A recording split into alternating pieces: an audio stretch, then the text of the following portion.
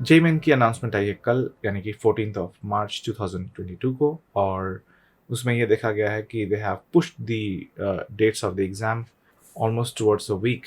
सो पहले एग्ज़ाम के डेट्स थे 16, 17, 18, 19 एंड 20 एंड 21 अप्रैल, जो कि अब रिवाइज करके कर दिए गए हैं 21, 24, 25, 29 and 1 and 4 May of 2022। Reason बताया गया है कि बहुत सारे स्टूडेंट्स के बोर्ड एग्जाम्स के डेट्स क्लैश हो रहे थे, इसीलिए on persistent demand NTA has taken this step. Intimation of the city जहाँ पे आपका सेंटर होगा वो आपको मिलेगी अप्रैल के फर्स्ट वीक तक, और एडमिट कार्ड को आप डाउनलोड कर सकते हैं सेकेंड वीक ऑफ अप्रैल तक। So that's it, that was the quick update about JEE main. इस तरह के मोर अपडेट्स पाने के लिए केमिस्फीयर से जुड़े रहिए, subscribe to the channel and share the video with your friends. I'll see you in the next one. Bye bye.